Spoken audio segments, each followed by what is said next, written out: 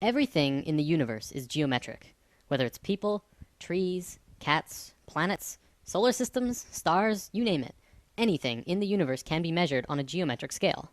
Having said that, it's important to note that creation is also geometric. What we're going to be looking at today is the pattern of creation. Essentially, what this means is that everything in the universe comes out of this single pattern. I'm not making this up. This single image will change everything. When I mentioned in lesson 5 that the ancient Egyptians and even more ancient civilizations knew about a deeper, basic understanding of the universe, this is the flower of life. And it is also the creation pattern of everything in existence. Even non-tangible things, emotions, thoughts, music in its entire spectrum, everything comes from this image. Okay, so there are 13 information systems that comes out of the flower of life. Today, I'm going to show you how physical reality can manifest itself, which is just one of the 13 systems. In future lessons, we will look at more. It's also important to note that at first it may not make sense. I ask that you do not choose immediately to shut this out, and just watch with an open mind, and try and see this in a new way. Also, I want to tell you that by learning about sacred geometry simply by observing, you are absorbing only a very minuscule amount of information. If you really want to learn more, you must begin to draw it yourself. I kid you not, when you do this, you begin to see things in a new way. You begin to understand why things are done in the way that they are done. Promise.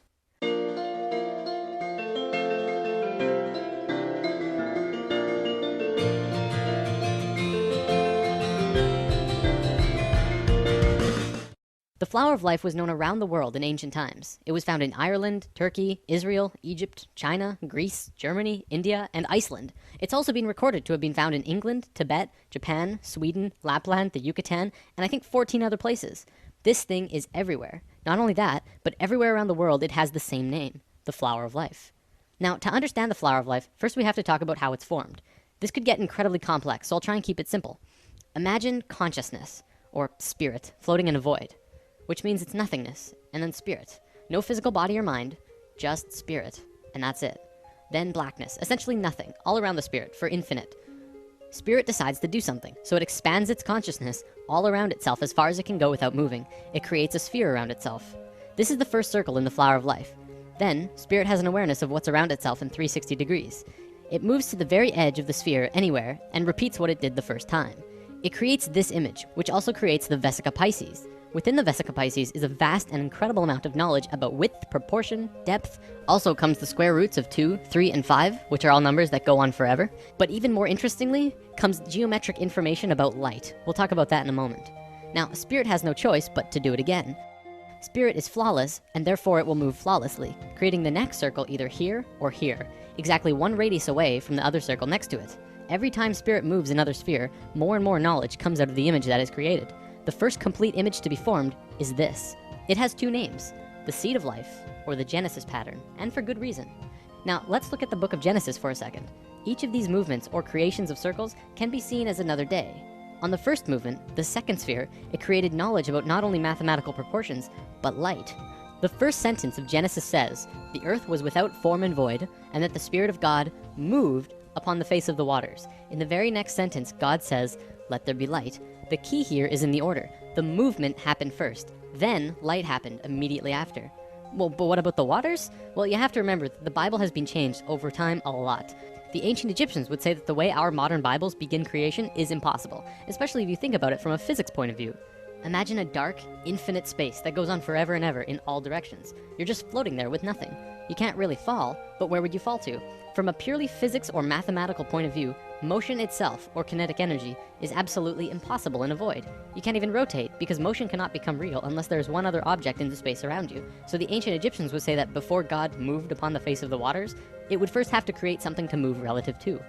So, Genesis pattern, after 3 spheres, you get the Holy Trinity. Another interesting one, it says in many Bibles of the world, not just the Christian Bible, that on the 4th day of Genesis, exactly 1/2 of creation was completed. Starting from the first motion, exactly 1/2 of the circles were formed on the 4th day. 5th day of Genesis, 6th circle, more information, and then on the 6th day, a geometric miracle takes place. The last circle forms a complete 6-petaled flower. This is what many earlier Bibles meant when they said, "In the beginning there were 6." Our Bible even said creation was formed in 6 days, and this fits exactly. This is the pattern of Genesis, and so it's called the Genesis pattern. It's also the beginning of the creation of the universe that we live in. These original movements of spirit are really important, but now let's look at something even cooler. Another image that comes out of this pattern is this. It's called the Tree of Life. Many may recognize this as the Jewish or Hebrew Kabbalah, but the Kabbalah did not originate this image, and there is proof. The Tree of Life does not belong to any culture, not even the Egyptians, who carved the Tree of Life on 2 sets of 3 pillars at Karnak Temple, Luxor, over 5,000 years ago. It's outside any race or religion, as with all of these images. They are patterns that are intimately connected with nature. You'll also notice that every circle on the Tree of Life is either the length or width of the Vesica Pisces. The second image beyond Genesis in the Flower of Life is the Egg of Life. This is formed during the second vortex motion. Upon its completion, it creates an image like this, a 3-dimensional shape that you can hold in your hand. If you were to connect their centers, you would see a cube. So what? Who cares? Well, the ancient Egyptians did, because they were concerned with creation, life, and death. They called this cluster of spheres the Egg of Life. You probably won't believe me just yet, but this shape is the morphogenic structure that created your body. Your entire physical existence is dependent on the Egg of Life structure, and everything about you was created from that form. Everything from your eye color to how long your fingers are. This is a whole lesson on its own, so let's move on for now. All around the world, the Flower of Life was always made the exact same way. See, this pattern can clearly go on forever. However, they always stopped after 19 circles. Why? Well, because they didn't want you to see what I'm about to show you. Back then, this image and knowledge was so sacred that they couldn't allow it to become common knowledge. It was appropriate at that time. However, now we either use the information or fall further into darkness. In biology, all cells have a zona pellucida around the edge. These circles around the Flower of Life are the zona pellucida of the Flower of Life. You must remove these, then complete the spheres that were cut off by the zona pellucida. With one more step, you will have the secret. Finish the drawing, add the final missing circles, giving you this. This image is the Fruit of Life. This pattern of 13 circles is one of the holiest, most sacred forms in existence. It's called the fruit because it is the result, the fruit, from which the fabric of the details of the reality were created. Remember when we talked about male and female energy, lesson 4? As you can see, this image is female. It has no straight lines. However, when you combine male lines with these female circles, something amazing happens. What you do is draw a straight line from the very center of every single circle to every other circle in this image. When you do this, you get an image which is known throughout the universe, everywhere, as Metatron's cube. It is one of the most important informational systems in the universe, one of the basic creation patterns in existence. So what is Metatron's cube? Well, anyone who has studied sacred geometry, or even regular geometry for that matter, knows that there are 5 unique shapes in the universe, and that they are crucial to understanding both regular and sacred geometry. They are called the Platonic solids. A Platonic solid has certain characteristics by definition. First of all of its faces are the same size. For example, a cube, the most well-known Platonic solid, has a square on every face, so all of its faces are the same size. Secondly, the edges of the Platonic solids are all the same length. All edges of the cube are the same length. Third, it only has one size of interior angles between the faces. In the case of the cube, this angle is 90 degrees. And fourth, when put inside of a sphere, all of the points will touch the edge of the sphere perfectly. With that definition, there are only 4 shapes besides the cube that fit that description. So what are they?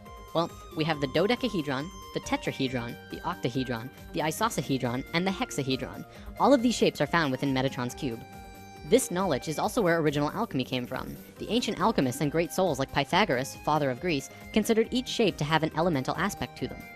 The tetrahedron was considered fire, the cube was earth, the octahedron was air, the isosahedron was water, and the dodecahedron was ether.